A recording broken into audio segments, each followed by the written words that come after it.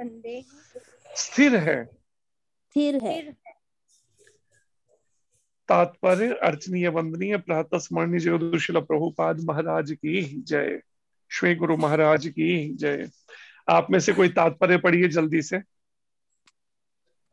पढ़िए ज्योति माता जी। जी माता जी। कृष्ण भावनामृत के द्वारा यह सारी इंद्रियों को भगवान की दिव्य प्रेम भक्ति में लगाकर इंद्रिय तृप्ति की बलवती शक्तियों को दमित किया जा सकता है। जिस प्रकार शत्रुओं का दमन श्रेष्ठ सेना द्वारा किया जाता है, उसी प्रकार इंद्रियों का दमन किसी मानवीय प्रयास के द्वारा नहीं, अपितु उन्हें भगवान की सेवा में लगाए रखकर किया जा सकता है। जो व्यक्ति यह हृदयंगम कर लेता है कि कृष्ण भावनामृत के द्वारा बुद्धि स्थिर होती है और इस कला का अभ्यास प्रामाणिक गुरु के प्रदर्शन में करता है, वह साधक अथवा मोक्ष का अधिकारी कहलाता है। देखिए, ये श्लोक है जिसमें प्रभुपाद जी भी यहाँ बता रहे हैं स्थिर बुद्धि किसे कहा गया है या फिर मोक्ष का अधिकारी कौन है। सामान्यता हम बचपन से ये शब्द सुनते आए हैं, मोक्ष, मुक्ति, मोक्ष प्राप्त करना। तो ये मोक्ष क्या है, इसके बारे में इस श्लोक में वर्णन है। भगवान कृष्ण कहते हैं अर्जुन को, महाबाहु अर्थात जिसकी भुजाएं ऐसी शक्तिशाली हैं जो कई कई योद्धाओं से भी अकेला ही युद्ध कर सकता है। इतनी सामर्थ्य, इतनी शक्ति है उसकी भुजाओं में। भगवान उसको, उसकी शक्ति को जैसे एक तरह से याद दिला रहे हैं, जो अर्जुन इस समय में बिल्कुल कायरतापूर्ण बातें कर रहा है कि मैं युद्ध नहीं करूंगा, मेरे से तो ये धनुष बाण भी नहीं उठाए जा रहे हैं। वो भी रथ के पिछले भाग में रख दिए और बैठ गया। कारण मोह। मोह की फांस ऐसी है जो व्यक्ति को उसके अपना कर्तव्य करने से उसे एक बार के लिए विचलित कर सकते हैं। और भगवान कृष्ण कहते हैं जिस पुरुष की इंद्रियां अपने अपने विषयों से सब प्रकार से विरत होकर उसके वश में है। इंद्रियों का जैसे गीता में यहां पर वर्णन भी है, भगवान बता रहे हैं जो 5 ज्ञानेंद्रियां, 5 कर्मेंद्रियां और 1 सूक्ष्म इंद्रिय मन। और अगर इंद्रियों को उनके विषयों से, जो जो इंद्रियों के कार्य हैं, जहां जहां ये आकर्षित इंद्रियां जाती हैं, जैसे आंखों का कार्य देखना, कान का है सुनना, इंद्रियों का विषय, सब प्रकार से विरत अर्थात भौतिक इस संसार के अंदर या भोगमय जीवन से विषय विकारों को भोगने की जो सोच है, इस तरह के जीवन से बिल्कुल अपने को अलग करके हटाकर अगर किसी पुरुष ने, किसी व्यक्ति ने अपनी इंद्रियों को और इंद्रियों के माध्यम से मन को अगर भोगों से हटाकर अपने वश में कर लिया है, वश में करना या फिर दूसरा कह सकते हैं कि भगवान कृष्ण की ओर मोड़ देना, उन इंद्रियों को कृष्ण की सेवा में लगा देना।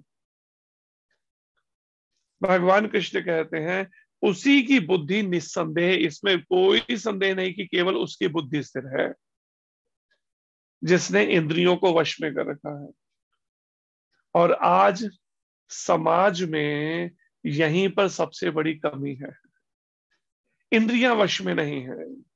बच्चों की तो बात छोड़िए, आज जवान हो, बूढ़े हो, माता पिता हो या कोई, इंद्रियां वश में नहीं है। जो भी इंद्रियां डिमांड कर रही हैं बस हम उसको पूरा करते चले जा रहे हैं, बिना विचार किए कि इनके परिणाम क्या होंगे। जिन कर्मों में, जिन भोगमय जीवन में हम अपने जीवन का सारा समय लगा रहे हैं, जो लोग बिजनेस करते हैं, सुबह के निकलते हैं, रात को आते हैं बिजनेस पैसा कमाने के दौड़ने दौड़ते हुए, आए, रात का डिनर लिया, कुछ देर टीवी या मोबाइल देखा, सो गए, अगले दिन सुबह उठे, फिर दोबारा वही दौड़ शुरू। मतलब उन्हें कि जैसे ये मालूम ही नहीं, बिल्कुल जानना चाहते, ये इसके लिए समय ही नहीं सोचने के लिए कि आखिर मनुष्य जीवन क्या 2 टाइम की रोटी जुटाने के लिए मिला है। तो यहां पर इस तरह के विषयी जीवन के पीछे जो पागल हो रखे हैं, केवल भोगमय जीवन के सेंस एंजॉयमेंट के पीछे, उनके लिए एक अच्छा मार्गदर्शन भगवान कृष्ण यहाँ पर कर रहे हैं, गाइड कर रहे हैं उन्हें, कि वास्तव में ये मनुष्य जीवन मिला क्यों है, या हम हमारी बुद्धि स्थिर कैसे हो सकती है, या इंद्रियों को वश में करने का तरीका क्या है। जैसे प्रभुपाद जी यह समझा रहे हैं, कृष्ण भावना अमृत के द्वारा यह सारी इंद्रियों को भगवान की दिव्य प्रेम भक्ति में लगाकर, इसका मतलब हुआ कृष्ण भावना अमृत का मतलब है अपनी सारी इंद्रियों को भगवान की दिव्य प्रेम भक्ति में लगाना। क्या तरीका? आंखों से भगवान का दर्शन करना, भगवान के अर्चा विग्रहों का, भगवान की तस्वीर फोटो का विग्रह, कानों से भगवान का नाम और भगवान का नाम संकीर्तन, नाम जप, भगवान की लीलाओं का श्रवण करना, नाक को भगवान को अर्पित किए गए पुष्पों की सुगंध लेने में लगाना, जीभ को भगवान का गुणगान करने में, भगवान के नाम जप करने में, भगवान की लीलाओं का गुणगान करने में, और भगवान को भोग लगा हुआ प्रसाद ग्रहण करने में। इस स्किन को, त्वचा को भगवान की सेवा में लगाना, अर्चा विग्रहों की भगवान के लिए भोग बनाना, भगवान के बर्तन धोना, भगवान के मंदिर में झाड़ू पोछा करना, अन्य सेवाएं, हाथों से भगवान के लिए सेवाएं, पैरों से चलकर मंदिर जाना भगवान के। इस तरह से मन को भगवान की सेवाओं और भगवान के चिंतन में लगाना, ये है कृष्ण भावना अमृत, प्रभुपाद जी कहते हैं। और इंद्रिय तृप्ति की बलवती शक्तियों को दमित किया जा सकता है। जो इंद्रिय तृप्ति की बलवती शक्ति है ना, कि बार बार मन भोगमय विचारों में जाता है, विषय भोगों में, सेंस एंजॉयमेंट में, सेंस ग्रेटिफिकेशन में, तो इस इंद्रियों को और मन को इसको हम भगवान की दिव्य प्रेम भक्ति में लगाकर हम इसे दमित कर सकते हैं, इसको कंट्रोल कर सकते हैं, इस मन और इंद्रियों को भोगों से हटा सकते हैं। जिस प्रकार शत्रुओं का दमन श्रेष्ठ सेना द्वारा किया जाता है, अगर शत्रुओं को मारना है या शत्रुओं को सजा देनी है, दंडित करना है, तो उसके लिए एक बड़ी सशक्त आर्मी, फौज होनी चाहिए, सेना ताकतवर, ढीले ढाले उससे नहीं चलेगा, आर्मी से शक्तिशाली एक होनी चाहिए, एक श्रेष्ठ सेना। उसी प्रकार इंद्रियों का दमन किसी मानवीय प्रयास के द्वारा नहीं हो सकता। हम अपने कितनी भी तरह के मानवीय प्रयास करें इंद्रियों पर संयम के, तो प्रभुपाद जी कहते हैं वो संभव नहीं है। इंद्रियां इतनी बलवती हैं कि जीव को ना चाहते हुए भी उसको पाप की ओर प्रेरित करती हैं, ले जाती हैं खींचकर। और जब वो पाप कर बैठता है, फिर उसके बाद, जैसे गुरु महाराज बताते हैं, एक बार जब वृंदावन टेम्पल के प्रेसिडेंट थे महाराज जी इस्कॉन के, तो एक बार किसी काम से मथुरा गए, पुलिस स्टेशन में जो, या पुलिस का जो बड़ा ऑफिसर था उसके पास, एसएचओ या एसपी जो भी था, तो उसने कहा महाराज जी को, जब बात हुई होगी कुछ देर, तो उसने कहा स्वामी जी आइए आपको मैं दिखाता हूँ हम कैदियों को कैसे रखते हैं। उनका महाराज ने कहा ठीक है, चले साथ में। तो जैसे ही ले गए जेल में, दिखाया अंदर उन्होंने, तो क्या देखा, कुछ चोरों को पकड़ा होगा, बदमाशों को, खूब दर्द से चिल्ला रहे हैं, किसी की हड्डियां तोड़ रखी हैं, बाजू, किसी की टांगों की हड्डी, बुरी तरह से मारा हुआ। तो महाराज जी ने कहा उसको, पुलिस के ऑफिसर को, हो कि आपने ये इनकी क्या दुर्गति कर दी है, इनकी मार मार। कहता है वो पुलिस का ऑफिसर, कहता है महाराज जी अगर इनको इस तरह से ना करें ना हम, ये तो जेल के अंदर ही कुछ किसी को जान से मार डाले या कुछ भी हरकतें, इतने बदमाश है ये कि कल को जेल तोड़ के भाग जाएंगे, जेल से निकल भागे, इसलिए इनकी ऐसी हड्डी पर हड्डियां तोड़ रखी हैं जैसे भाग ना सके, ऐसी ठुकाई कर रखी है।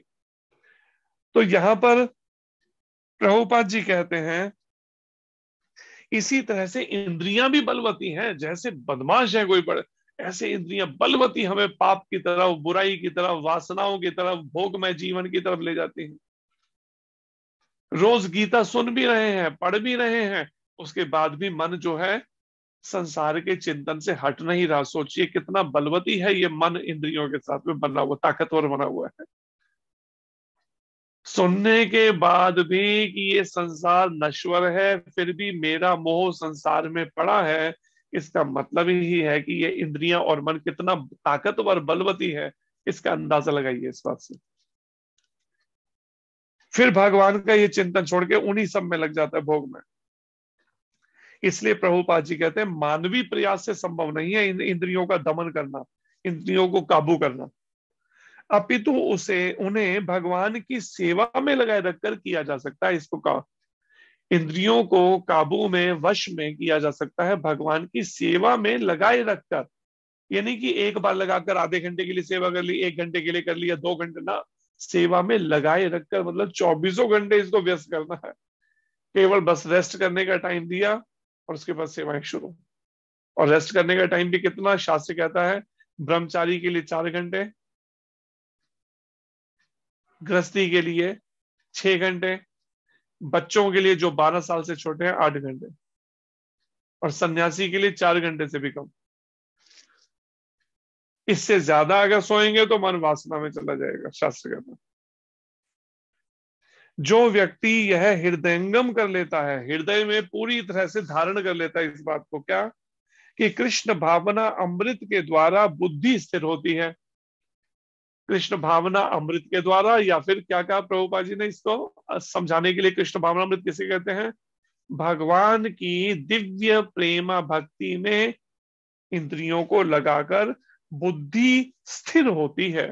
ये बुद्धि अभी जो चंचल बनी हुई है ना, जो हर समय संकल्प विकल्प में उलझी रहती है, ये करो ये नहीं करो, ऐसा करो वहां जाए नहीं जाए, अच्छा ऐसा करे नहीं करे, हर समय दुविधा में पड़ी हुई है। थोड़ी भी देर के लिए बुद्धि स्थिर नहीं हो पा रही, इतनी चंचल हो रखी है। तो ये भगवान की सेवाओं में लगाकर इंद्रियों और मन को, इस बुद्धि को स्थिर होती है ये। और इस कला का अभ्यास प्रभुपाद जी कहते हैं प्रमाणिक गुरु के पथ प्रदर्शन में करता है जो, वह साधक अथवा मोक्ष का अधिकारी कहलाता है। या फिर ये प्रयास नहीं कहेगा संयम करने के इंद्रियों पर, अपनी मनमर्जी से, अपनी कोशिशों से, अपने प्रयासों से, या कहीं से सत्संग सुन के ना। यहाँ पर स्पष्ट कह रहे हैं प्रभुपाद जी, प्रमाणिक गुरु की गाइडेंस में, पथ प्रदर्शन में इसका ही प्रैक्टिस करनी होगी, कृष्ण भावना अमृत की या भगवान कृष्ण की दिव्य प्रेम भक्ति में लगाने की इन इंद्रियों को और मन को। अगर कोई प्रमाणिक गुरु के मार्गदर्शन में ये अभ्यास करता है तो वह साधक कह लीजिए या मोक्ष का अधिकारी कहलाता है। ऐसा साधक मोक्ष का अधिकारी है जो प्रमाणिक गुरु के पथ प्रदर्शन में ये अभ्यास करता है। अब विचार कर लीजिए कौन कौन प्रमाणिक गुरु के मार्गदर्शन में कर रहा है और कौन कौन मन मर्जी कर रहा है। अब सोच के देखिए।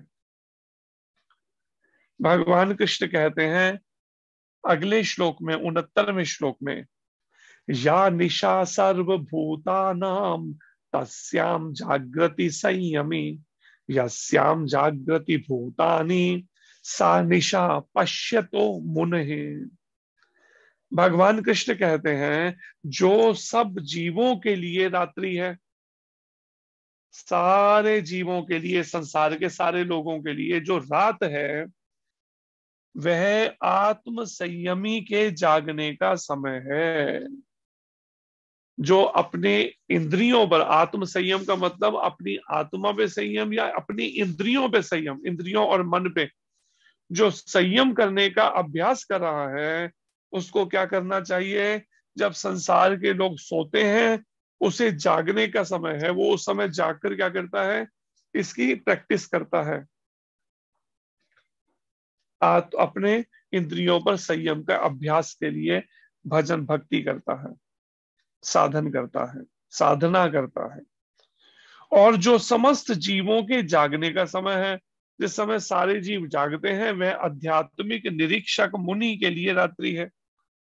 जो आत्म निरीक्षक मुनि के लिए, जो आत्मा का निरीक्षण, आत्मा के साक्षात्कार के लिए लगा है, आत्म साक्षात्कार के मार्ग पर लगा जो व्यक्ति है, मुनि है, उसके लिए वो रात है। जिसको समझने के लिए यहाँ पर एक अर्थ तो ये है कि जब रात को संसारिक लोग सोते हैं तो वो जाग कर उस समय में इस आत्म साक्षात्कार के मार्ग के लिए प्रयास करता है, और जब सभी जागते हैं तो ये सोता है। लेकिन दूसरा एक और अर्थ भी है इसका। दूसरा अर्थ क्या है इस श्लोक का? दूसरा अर्थ है, जिस भगवद मार्ग की ओर से ये भौतिकतावादी संसारिक लोग पूरी तरह से सोए हुए हैं, बिल्कुल भगवान के बारे में ना जानकारी है, ना जानने की इच्छा है, तो वो अपना केवल संसारिक दुनिया में जब खोए हैं, तो उस समय में भक्त उस समय में अभ्यास करता है इंद्रियों पर संयम का।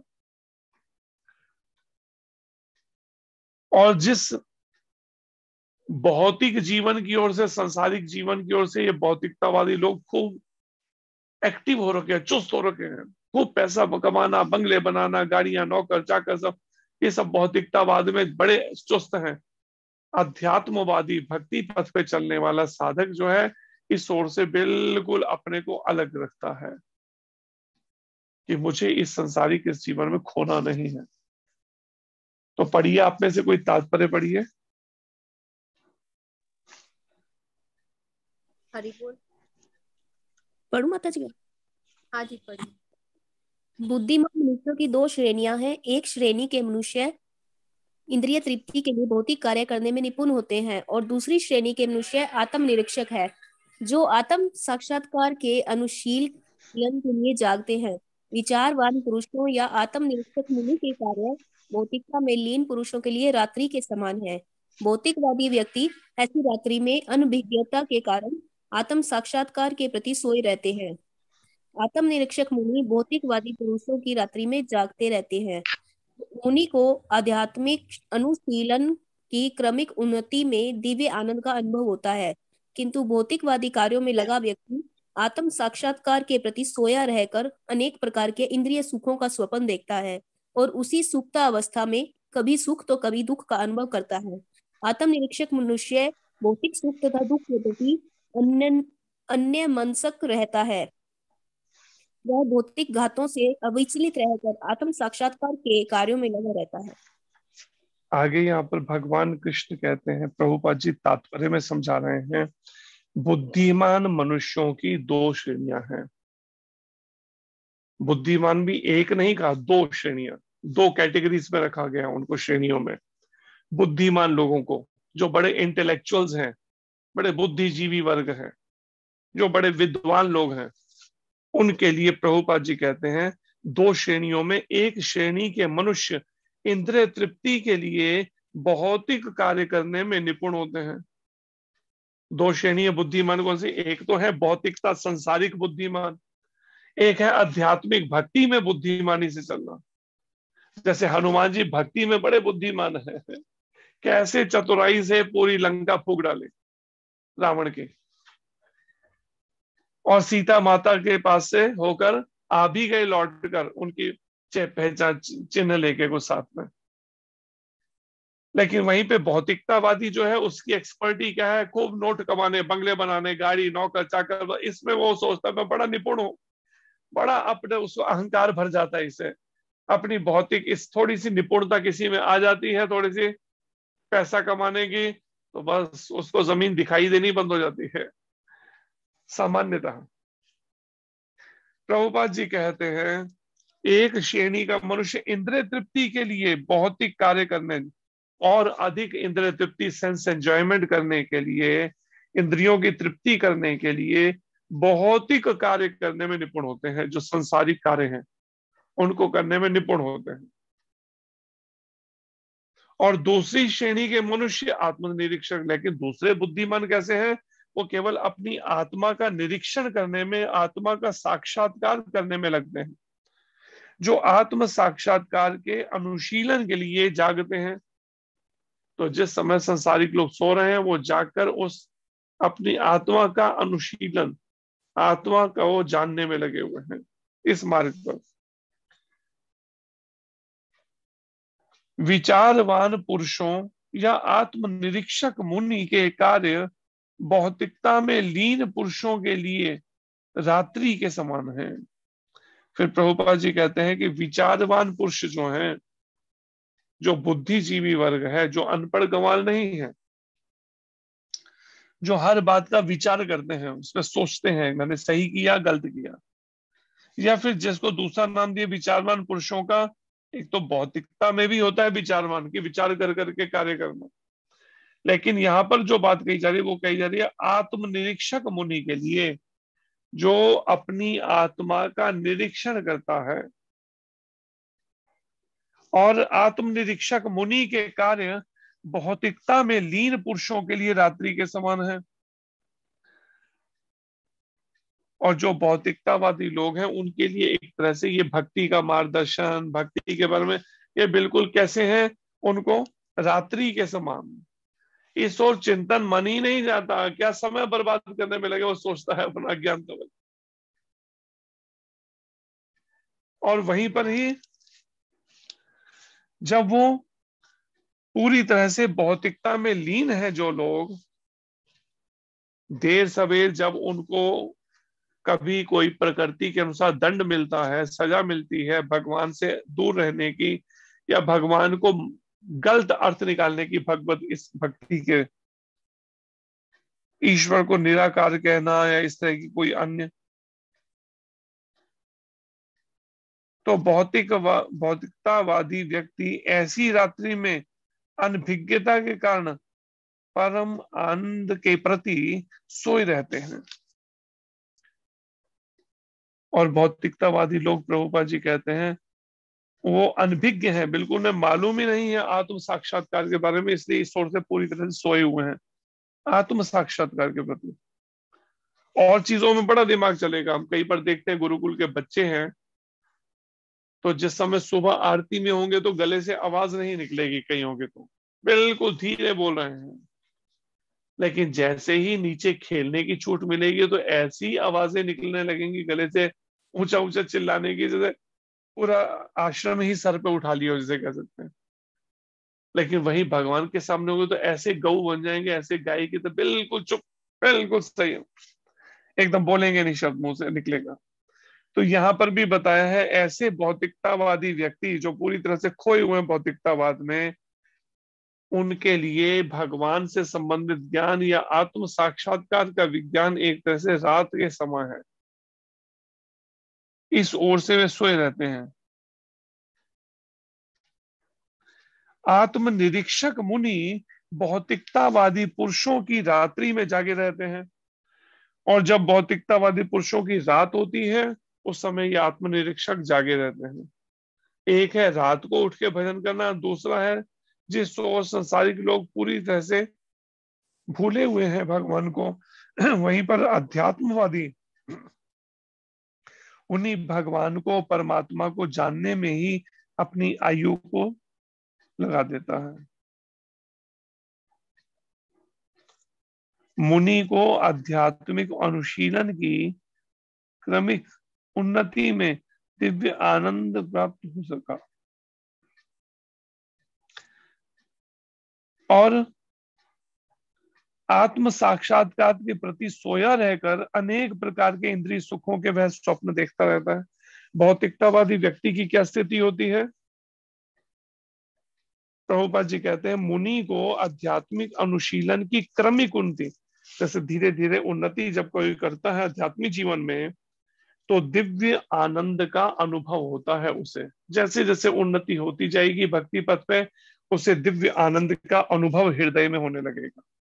लेकिन भौतिकतावादी संसारिक कार्यों में जो व्यक्ति लगा है वो पूरी तरह से सोया हुआ है आत्म साक्षात्कार की ओर से। सोच ही नहीं जाती, इच्छा ही नहीं, मन ही नहीं जाता, और अनेक प्रकार के इंद्रिय सुखों के स्वप्न देखता है। कि अब फ्यूचर में मैं ये भोग करूंगा, मुझे ये मिलेगा, मुझे ऐसा मिलेगा, वो भोगने को मिलेगा, ये सब बस इसी में मन घूमता रहता है। और उसी सुप्तावस्था में कभी सुख तो कभी दुख का अनुभव करता है, और अनेक प्रकार के इंद्रिय सुखों का स्वप्न जब देखता है कि तरह तरह से वो इंद्रिय भोग कर रहा है, ऐसे वो स्वप्न देखता है, क्योंकि मन भोग में लगा हुआ है। और उसकी उसी सुप्तावस्था के अंदर सोए हुए में ही कभी सुख तो कभी दुख का अनुभव करता है, कभी सुख का अनुभव होता है, कभी दुख का अनुभव। आत्म अगर मन के अनुकूल बात हो गई तो हमें सुख का अनुभव होने लगा, मन के प्रतिकूल बात हो गई तो हम दुख का अनुभव करने लगे। आत्म निरीक्षक मनुष्य भौतिक सुख तथा दुख के प्रति अन्य मनसक रहता है।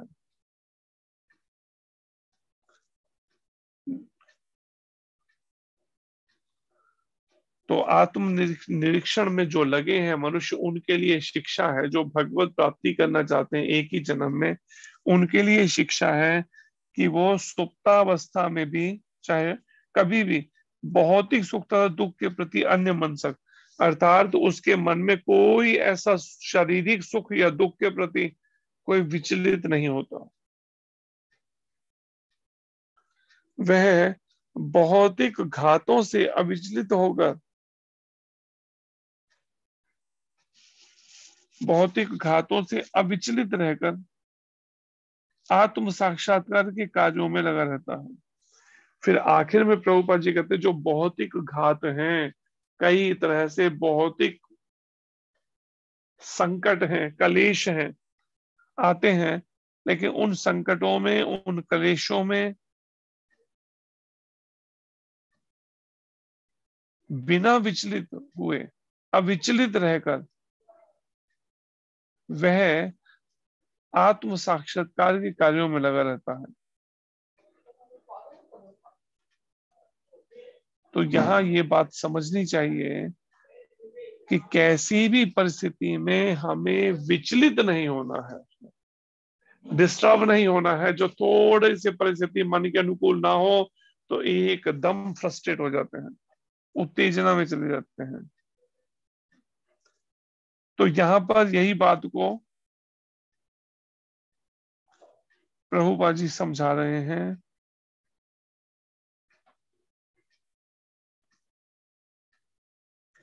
तो ये शिक्षा आज के इन 2 श्लोकों से लेनी चाहिए मुख्य रूप से, कि बुद्धि कैसे स्थिर होगी। पहले बताया, इंद्रियों को अपने अपने उन इंद्रिय विषयों से अलग करके भगवान की सेवा में लगाया जाए, भगवान की दिव्य प्रेम भक्ति में लगाया जाए। और फिर भगवान कहते हैं अर्जुन को कि जिस संसारिक दौड़ में लोग दौड़ने में लगे हुए हैं, संसारिक लोग, भक्त उस ओर से अपने को अलग कर लेता है, बिल्कुल उस दौड़ में नहीं दौड़ता कि हाँ पैसे की दौड़, परिवार के लिए, कुटुंब के लिए, धन के लिए, ना, बिल्कुल नहीं। और फिर दूसरा, जिस समय संसारिक लोग भौतिक दौड़ के बीच, भौतिक भोगों के पीछे वो अपना हर समय एक्टिव रहते हैं, तो भक्त जो है उस ओर से बिल्कुल सोया रहता है इस पद से, अर्थात भौतिक कार्यकलापों को समझने में बुद्धि लगाता ही नहीं। तो ये समझना चाहिए और इस तरह का अभ्यास करना चाहिए कि इंद्रियां और मन, इंद्रियों के माध्यम से मन कैसे भगवान कृष्ण की सेवा में लगे, जो भी कर्म करें उसका फल भगवान कृष्ण को अर्पण कर दें। तो इससे भी मन जो है, ये भी तरीका है, एक संयम हो सकता है। हरे कृष्णा, धन्यवाद। कोई प्रश्न हो तो कर सकते हैं इससे संबंधित। हरे कृष्णा प्रभु जी, बहुत बहुत हरे धन्यवाद। कृष्ण। बहुत सुंदर एक्सप्लेन किया आपने। किसी का कोई प्रश्न है तो वो कर सकते हैं।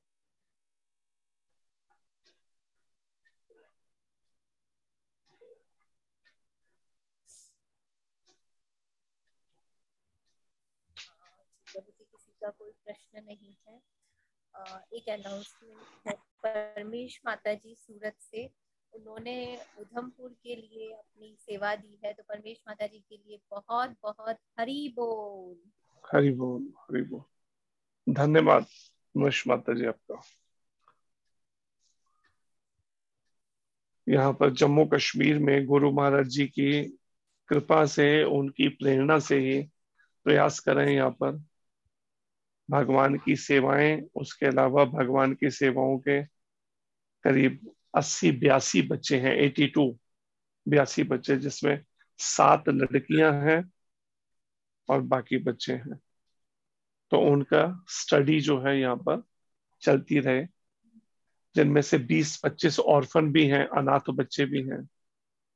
बाकी हैं कुछ ऐसे हैं जो वन पेरेंट चाइल्ड हैं, एक ही है, माता है या पिता है, एक जने का या तो कोई डेथ हो गई या फिर किसी कारण कोई बुरे कर्मों में लग गया होगा अलग, कुछ और भी हैं इस तरह से। तो उन बच्चों का भी और गौ माताओं की भी यहाँ सेवा करीब 25 के करीब है, जिनमें से अभी लास्ट वीक में ही लास्ट 2 हफ्तों के अंदर 2-3 दिन के गैप में ही 2 और बच्चियां हुई हैं।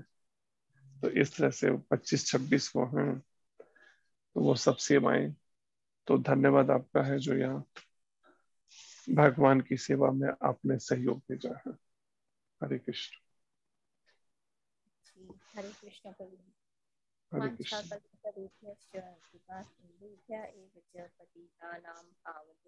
वैष्णवेभ्यो नमो नमः। अनंत कोटि वैष्णव वृंद की जय। जय जय। जय। हरे कृष्ण जी। हरे कृष्णा प्रभु जी। हरे कृष्ण जी। हरे कृष्णा प्रभु जी। दंडवत प्रणाम। हरे कृष्ण जी। दंडवत प्रणाम प्रभु हरे जी। कृष्ण। हरे कृष्ण हरे जी। कृष्णा प्रभु जी। हरे कृष्ण। हरे कृष्णा प्रभु जी। मीटिंग एंड करें जी। हरे कृष्ण। हरे कृष्ण। हरे कृष्णा प्रभु हरे जी। कृष्ण जी।